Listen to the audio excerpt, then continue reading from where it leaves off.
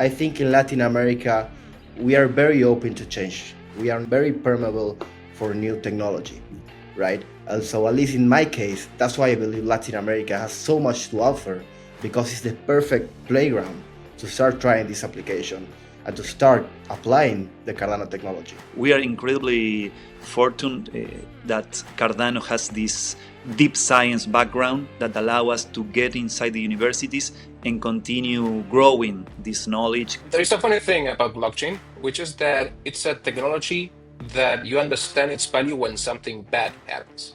When your identity gets stolen or when your bank closes your account without any reason, you suddenly understand why you need a decentralized system. Latin America has very specific challenges: financial inclusion, government transparency, traceability in supply chains, and access to basic services. Cardano has the technical solutions.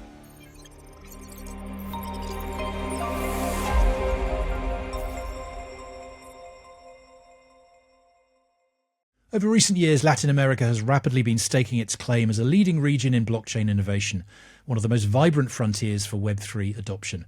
Across Argentina, Brazil and beyond, the Cardano community continues to go from strength to strength, connecting developers, entrepreneurs, educators and policymakers, all working to unlock real-world impact through decentralized technology.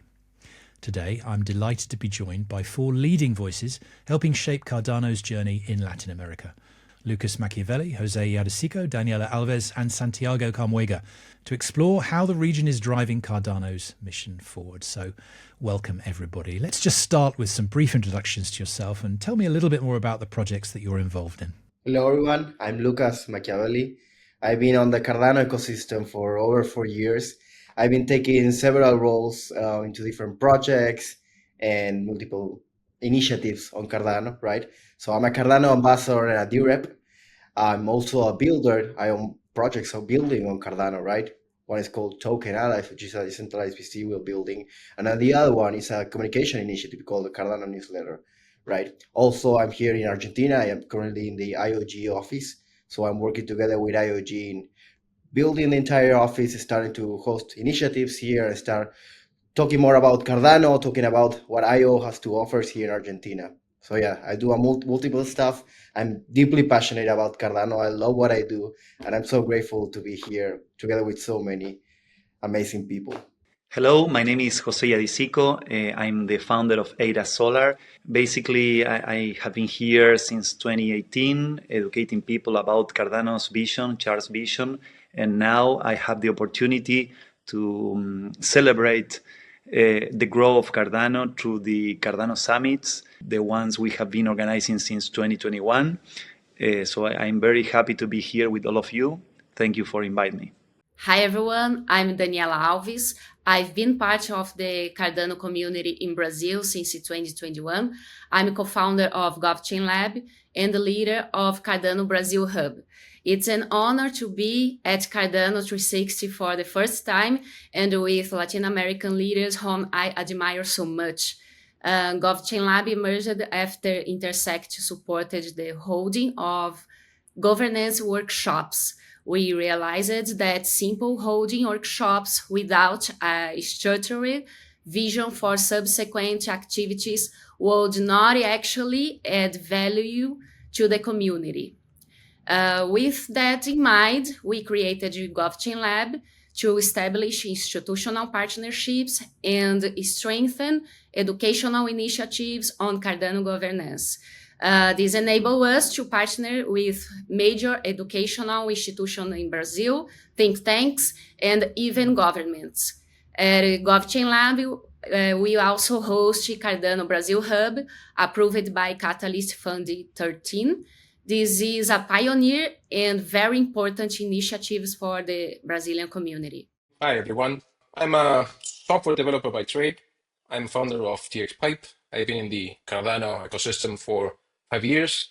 At TXPipe, we develop open source tooling. We have this strong conviction that the future of applications should be decentralized. The problem right now is that building decentralized applications is hard, much harder than traditional apps. So what we're trying to do, our mission in TXPipe, is to lower the entry barrier by providing best-in-class developer experience so that builders, developers can have the same experience when they're building the centralized apps as what they have currently in the Web2 landscape. Brilliant. Thank you, everybody. So Cardano, obviously, as we know, has an incredibly strong community in the LATAM region. I'd like to understand from each of you why you think that is, and also any relevance to some of the real world problems that Cardano is looking to solve. Maybe let's start with Lucas on that one. Yeah, so probably if you're on Cardano, if you've been in Cardano for the last couple of years, and especially in the last year, you've probably been hearing about Latin America, right?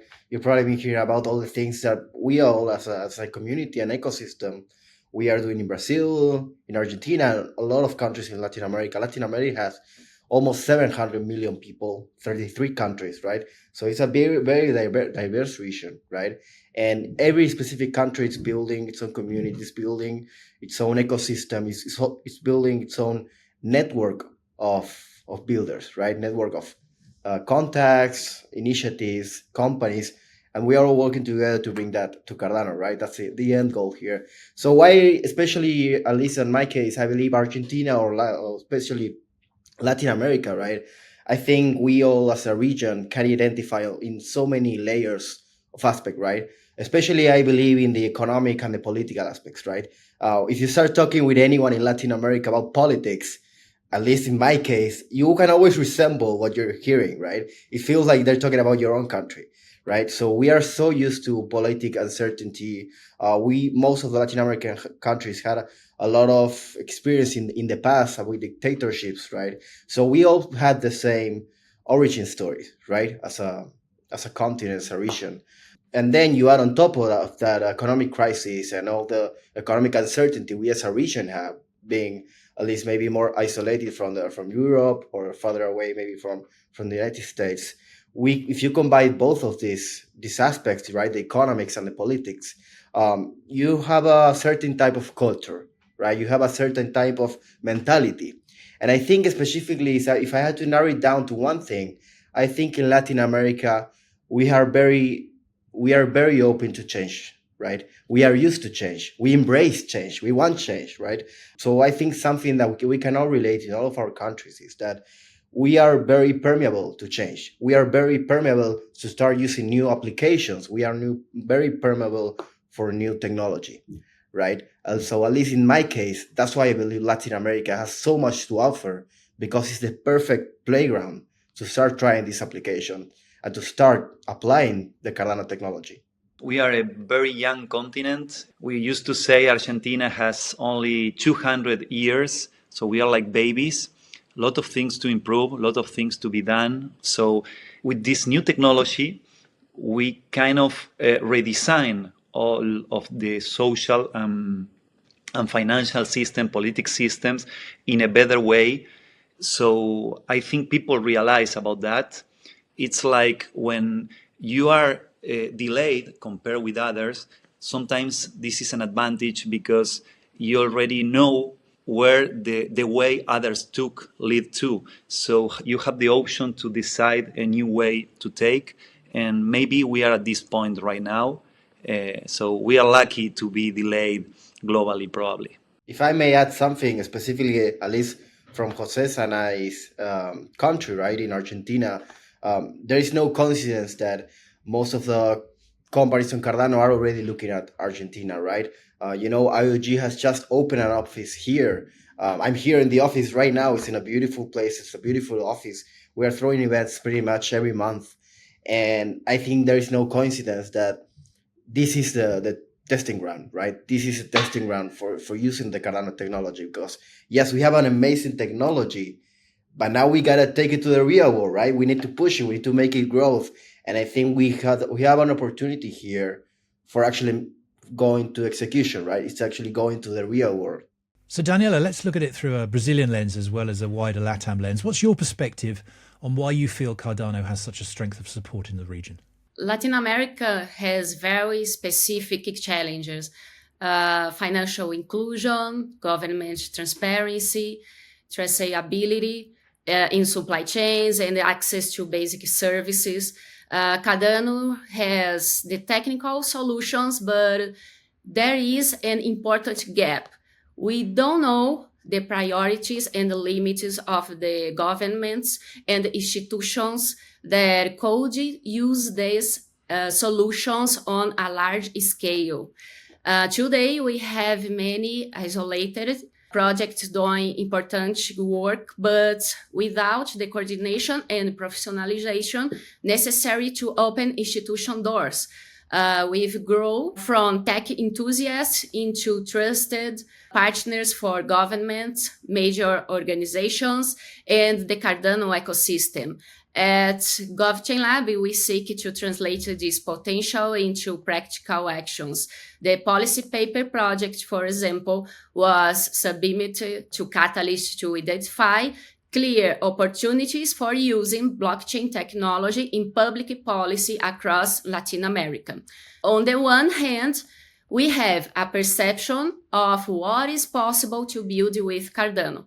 On the other, it is essential to understand government priorities and challenges. This combination allows us to act professionally, building bridges between the ecosystem and the real needs of government and society. Thus, open up concrete, large-scale opportunities for the entire Cardano community. So Santiago, as well as being strong in blockchain generally, Argentina is particularly strong in blockchain development. And as one of the leading developers on Cardano, perhaps let's hear your perspective. Yeah, there's a funny thing about blockchain, which is that it's a technology that you understand its value when something bad happens. So if everything is good and systems work as expected and nobody's abusing the system, then you don't really see what's the benefit of blockchain. But when your identity gets stolen or when your bank closes your account without any reason, you suddenly understand why you need a decentralized system. So in LATAM, I think that sadly we have a much higher occurrence of these events. So the society understands very well what these risks are. For example, bad monetary policy by governments and seeing your money losing value each day, each month. It's something that it's rooted quite deep in, at least in Argentina society. So when you're suddenly presented with a technology that allows you to escape all that, it makes sense that we are prone to that, that we want to treat it as something that it's of daily usage. So I think that's why blockchain and LATAM works very well together. Now, in particular, Cardano, I think that its main mission, as expressed by Charles originally, is financial inclusion. So there are many types of blockchains, many types of crypto and tokens, and I think that particularly financial inclusion is something that we'll hope for in our countries which are less developed than other regions of the world. So that is why within the whole set of blockchains, I think that Cardano is especially well suited to try to fill that gap that we have in society in our region. Now, technology-wise, I think that we also have, and I'm very proud of this, a very long-standing tradition of startup mindset in the region. With less resources, sometimes you have to be smart about how to use it and how to make the most out of it. So we have this tradition of trying to solve problems in creative ways, finding novel solutions for common problems. So I think that that has transpired a lot in the tech community in Argentina particularly, but also in the region.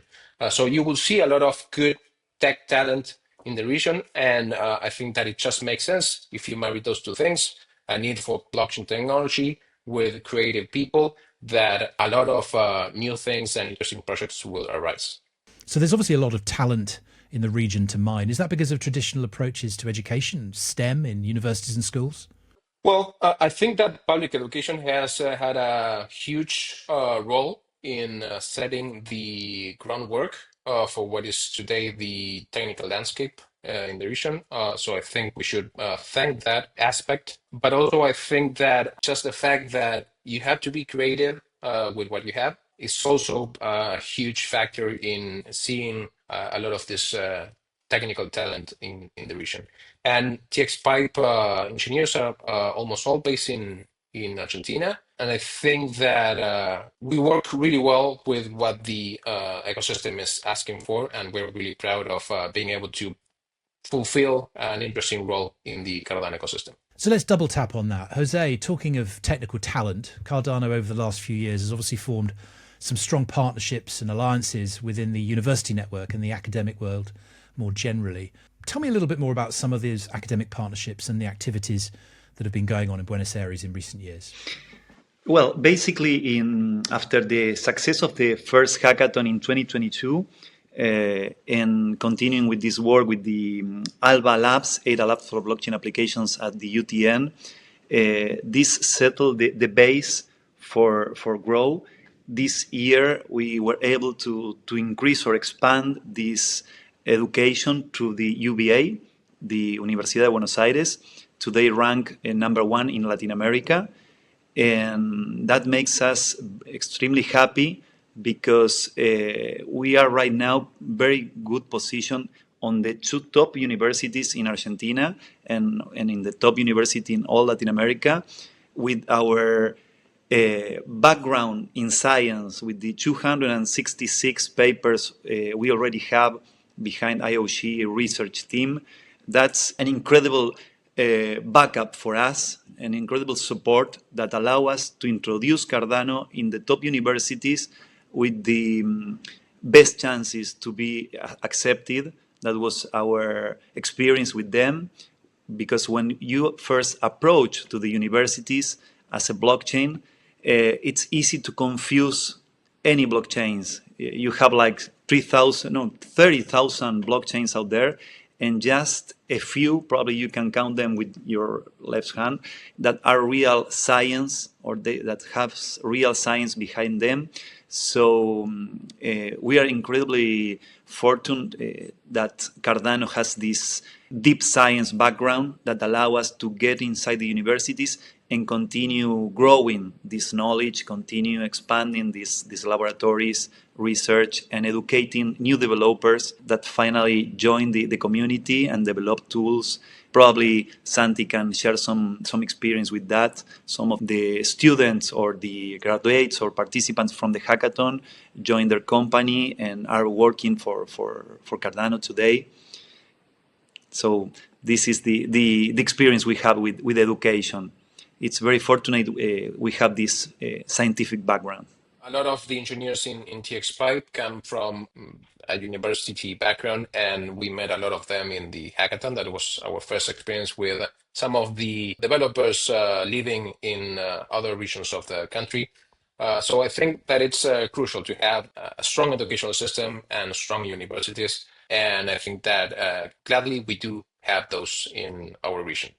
I would like to add something that not everyone knows. It's that to build a telecommunications decentralized system, as a blockchain is, you need to mix a lot of knowledge from economics, from mathematics, from science. You have a lot of kind of art you need to be good on. And most of people think that a blockchain is something simple that anybody can build, but to really keep the spirit of a blockchain, this decentralization, the immutability, and all these qualities require a deep research and a huge work. It's not an easy task to accomplish a real blockchain. So when we start to talk with people that has no the ability or the knowledge, the real knowledge, in all these areas to understand the difference between Cardano and BitConnect or something else, it's critical to use or to educate and share the information to these people in order they understand that not any blockchain is the same. So we are at this point right now. That's why we are sharing the knowledge with the universities. Our idea or our objective is to make the most possible people realize that if you want to use a blockchain, it must be built as rock solid. It's not something you can create in one day. So on the topic of universities, we'll obviously talk a little bit more in a moment about the Buenos Aires Summit. But before we do, let's go back to Brazil. Daniela, tell us a little bit more about the LATAM Summit that you saw recently there. This event was a major milestone, Cardano first large-scale event in Brazil. I had the opportunity to moderate the government and education panels with highlighted Cardano partnerships in Brazil, along with their perspectives and challenges.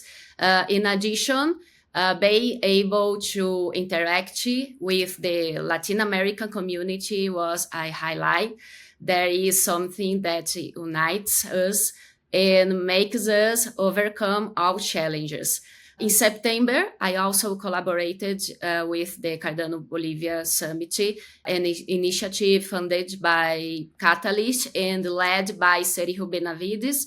It was an incredible event with the participation of a former Bolivian presidential candidate and the pre-candidate for mayor of La Paz. They had excellent insights into the possibilities of blockchain application.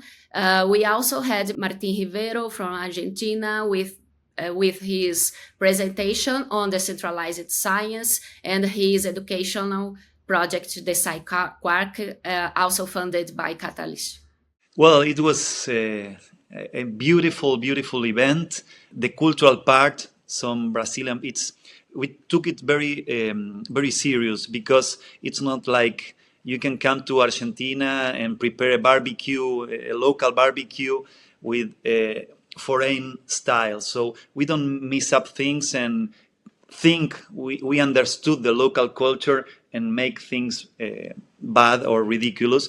So the good thing was that some Brazilian people was crying at the end of the cultural part, and they say, you make us feel proud of being Brazilian. So we say, wow, it seems we did it great. So it was very heart, how do you say in English? Heart warming, I don't know. So people get very happy, a lot of connections, a lot of people talking about possibilities. We had a lot of universities there, the Catholic University, INSPER, Brasilia University, PUC, the PUC from Rio. So it was very nice. The academic and the corporate part was there too. The Petrobras, one of the top Latin American companies, Serpro, one of the biggest public services infrastructure companies, Caixa, Binance, they were there, BitTrue, the other exchange. So it was amazing. It was a real party with technology, academic, science, and a lot of nice conversations. So, Jose, obviously we have the Buenos Aires Summit coming up next. Tell us some more about that. Yes. Now, Argentinian style barbecue, a lot of tango. Brazilians like to dance like samba and enjoy and smile. We like to suffer a little bit with the tango, but well, it's like the yin and yang, you know. Now it's time for the Argentinian side. A lot of people is coming again from Colombia, Brazil. Daniel is coming. Chile, Rodrigo is coming. 3 programmers are coming to make the developer course here from Chile, from Brazil, from Colombia, from Venezuela, from Peru. So we are making it completely inclusive for all LATAM. This is our vision, to connect a real Latin America. So we are very happy. It will be a real Latin American summit. So, of course, the last major event for Cardano in Buenos Aires was the Constitutional Convention, an unforgettable event. But Lucas, maybe reflect a little bit on your impressions from that event. Well, for me, at least, the UBA Faculty of Law was the perfect place, right? I remember when Charles started talking about having a convention, that was the first place I thought. When you talk to other Argentinians, many people say the same. That's the place to go. If you haven't seen the pictures, this beautiful building, I think it's from the 1940s, huge columns, right? Big stairs. And I will never be able to express in a talk like this how it felt, at least on my side, coming from a bus, seeing these huge Cardano flags. This is in one of Argentina's biggest avenues, right? And one of Argentina's most iconic buildings. And seeing the Cardano flags all over it. Hundreds of people were outside seeing Cardano. And for me, I think, and many people probably can agree, that was a culmination of years of work, right? So many things needed to happen for us as an ecosystem to build that constitution, right? To get to a constitution. At least it was one of my happiest moments in my life. Um, Creating a government, a decentralized government, was harder, I think, than everyone here thought. Uh, but it was probably one of the proudest moments of my life, and yeah, I'll never get over the fact that we wrote a constitution for a decentralized nation. We got together, we did hundreds of workshops, thousands of people participating, and we culminated that through a constitutional convention, right? If you still talk about it with people over here in Argentina, it sounds bonkers, right? It sounds completely crazy. But yeah, it was probably, I think, an amazing experience for everyone that participated. So 2025 really has been an incredibly important year for Cardano. And I think the LATAM region as a whole has been such a crucial part of our journey. But maybe looking ahead now, starting to build on the success that we've achieved so far and moving forwards, what are some of the things we need to be doing to grow the ecosystem and the community in the region? So I totally agree. I think that we're in a great place. I mean, Cardano and the region. And moving forward, we need to make use of that momentum and start, from my perspective, to focus on real world use cases. In blockchain and technology in larger, we're always chasing the next breakthrough. Most of the time, it's about how do we make this faster, more throughput, more secure. And that is great, but at the same time, it makes you lose a little bit of sight regarding what matters. So I think we should get down to boring use cases. The blockchain technology has already proven being very useful and it's in a great state, although it can always get better, but it's already in a great state. So we need to start thinking of boring use cases. How do we fix payments? How do we tokenize agricultural crops? How do we turn our very old and archaic identity system into something that we can use from our phone with all of the security that requires? Privacy is also another good example of where we can make actual difference. So I would say let's try to get our feet in the ground and try to implement things. I have an idea about that. Seeing other projects that are not necessarily blockchain based, they have to offer a real nice user experience, a smooth user experience. For example, you have Lemon Cash, a credit card that allows you to convert from crypto to fiat in a very easy way. They are extremely succeed, not only in Argentina, they are expanding in other countries in Latin America, and they make it very simple. An application you install, you have your credit card, you can load crypto in a very easy way. So consider Binance. Binance, for example, has their own blockchain that's it's not so rock solid like us, like ours, because it's basically very centralized. It's under their control, but they are extremely succeed because they offer a very smooth experience for the users. People just want, at first, we thought everybody will love blockchain because all their characteristics, but people basically values most the non-friction of moving resources. So Binance offered that to the massive public, and they reached probably the first position in a private company related with blockchain. So I'm not seeing to move to this proposal because we already are with other kind of proposal with Cardano. But if we start to offer products like, for example, Lace, a real nice solution that allow people to use Cardano or Midnight or other blockchain in a very easy way, in a safe or in a right way, that will be probably the real world impact we are looking for.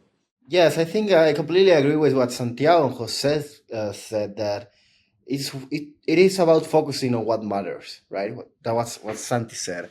And I completely agree is that we now as an ecosystem, we need to figure out what matters, right?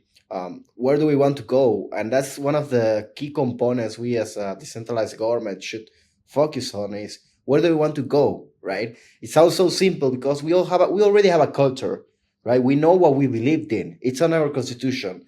We figured that part out, but now I think we need to figure out how do we get there, right?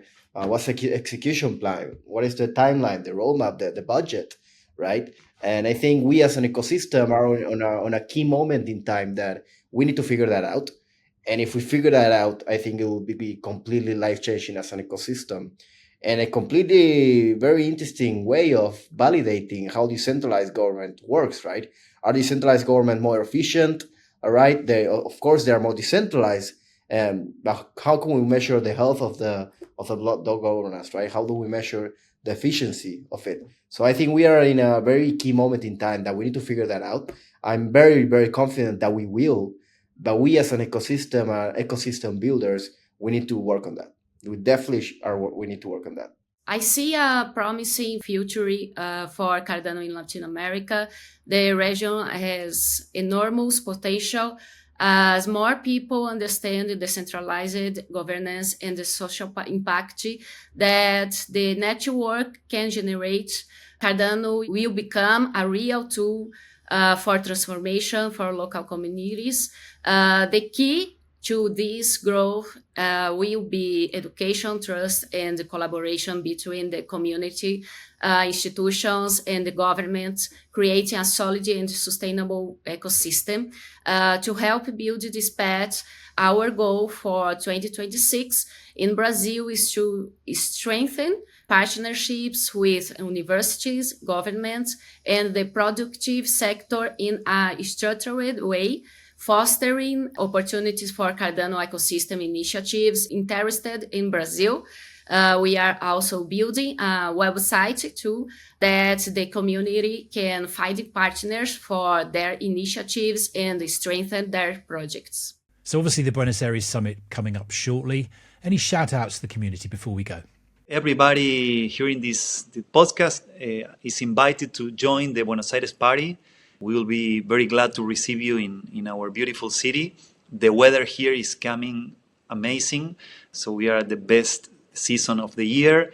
The world is coming to Buenos Aires because we will have a lot of blockchain events, so we can call November the Worldwide Blockchain Month in Buenos Aires.